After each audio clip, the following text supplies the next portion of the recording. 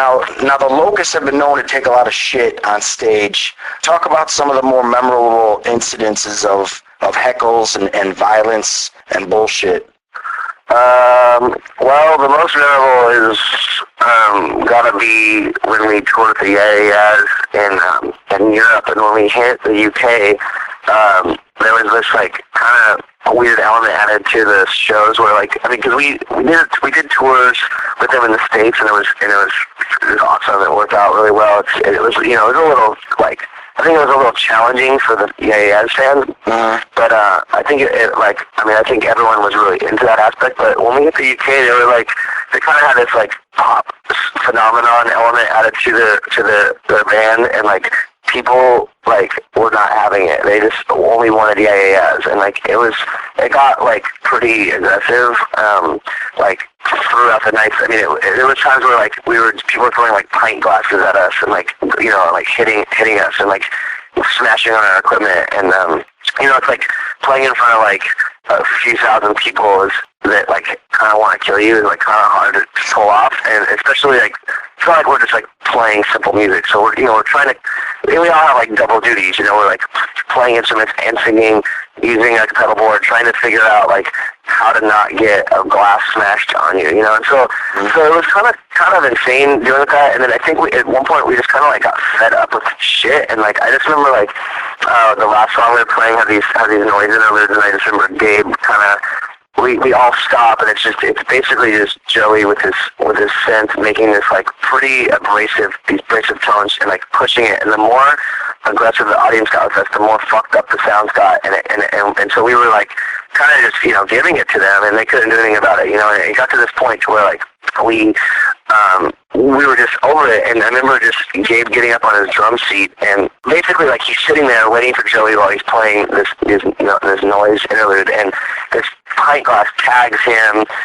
So I think he kind of just was over it, stood up on his drum seat, puked into this pint glass, and then held it up in the air like he was going to throw it into the audience. And the thing is, it's funny because there was 2,000 or 3,000 people, and there's one guy with a pint glass of vomit, which it's probably only going to land on 8 people or something, but I just watched everyone seriously just shit, and they were so scared. It's I mean, I had a mask on, I was laughing my ass off, but we're all totally standing completely still and adding to this kind of this stage persona or this live element, and still performing at that point, and so he pretends to throw this glass of vomit, but instead and we're all standing still looking out of our peripheral vision, so I just looking at him, and he holds it up, pretends to throw it, and I'm looking at all these younger girls up front that are probably really just stoked on seeing the AAS. I think the aggressive element was coming from people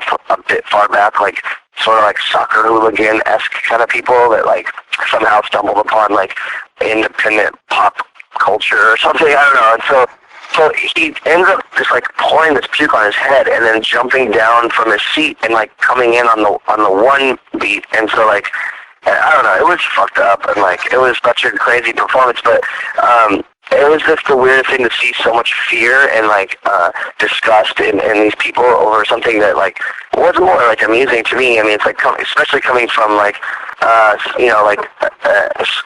someone who's not necessarily been influenced, but we're all aware of aspects like Gigi Allen or something. It's not like Gabe took a shit on the stage and threw it or ate it or something, because of I think of physical exertion and stress and the element of everything's performance. So it was just crazy, and it instilled this fear in everyone, and there was it was so violent, and we had to be escorted out by police, and I don't know, it was a trip just to see that kind of shit. To be able to get in that situation I think it's a pretty good accomplishment. I mean, not that many bands can do that and get to that point and be successful about it. Now, real quick, get into I'm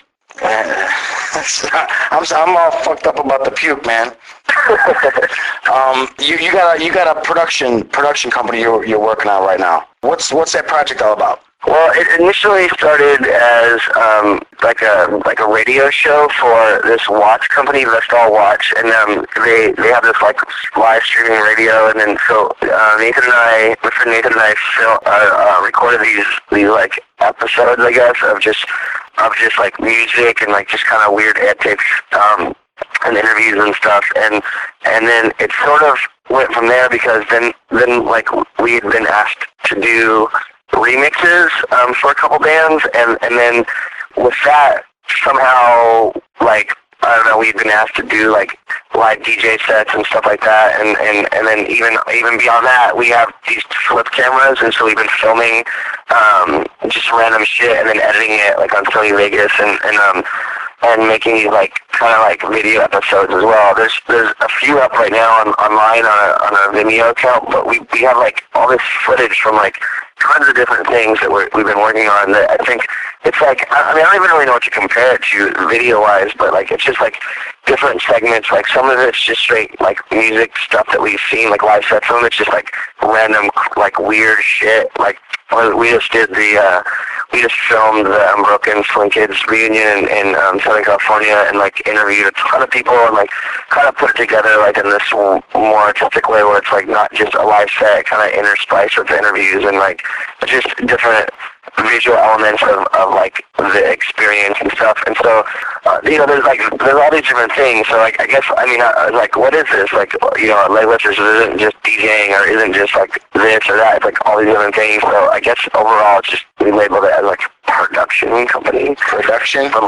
I guess. I don't know. We produce all these different things, so yeah, it's kind of new. It's just like, I don't know, it's a different like avenue of creating stuff, I suppose. Okay. Now, on a completely unrelated note, I got to talk about myself real quick.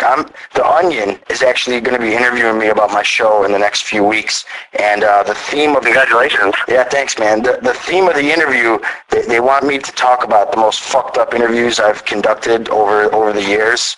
Okay. And I got to tell you, man, that fucking puke story. That puke story's going in the interview, bro. I've never been at a loss of words after someone got done talking, and that was the first time that's ever happened to me, man. Fucking congratulations. Now, well, thanks for landing a gig with the Onion. That's a pretty impressive feat. I think like that magazine, that publication is fantastic. Yeah, man, they're doing some interesting stuff. Now, in closing, I understand you just completed the official Justin Pearson autobiography. Is there any updates on the release of that book? Yeah, the publishing company that I landed a deal with, Soft Skull, gave me a sort of like loose date. It will be mid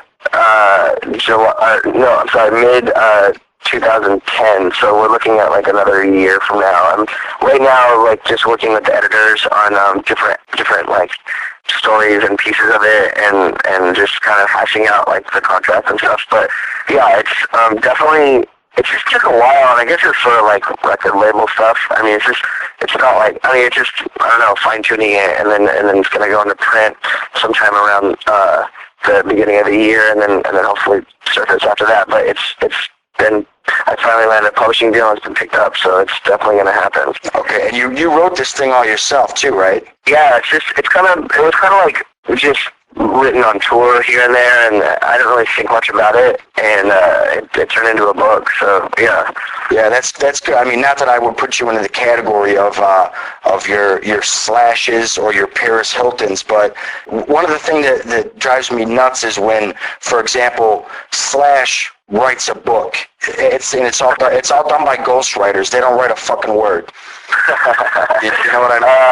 I have to say that I have I have a ton of like free time in the van between venues, between shows. So I utilize that time wisely, and I just write. And so I'm not a trained writer, and I definitely know of ghost writers in that element, and I have not worked with them. I'm actually, it's really nice when I got hooked up with the editor for the publishing company. And I've written like things for other, like just written like pieces for other publications, or like I just wrote for this design book, and they edited the crap out of my part, the piece that I wrote, and I was like, this this doesn't sound like me, you know. And so when I started working with the editor, I was like, no, I want like it to have this like this lingo, or like I want to like sound like me speaking. Like I want it to sound wrong, or you know, it's not. I'm not a trained writer, and the woman was brilliant. She's like, this is perfect. We got to keep it this way because it's your word. This is how you speak, you know. And I was like, great, that's cool. So it looks like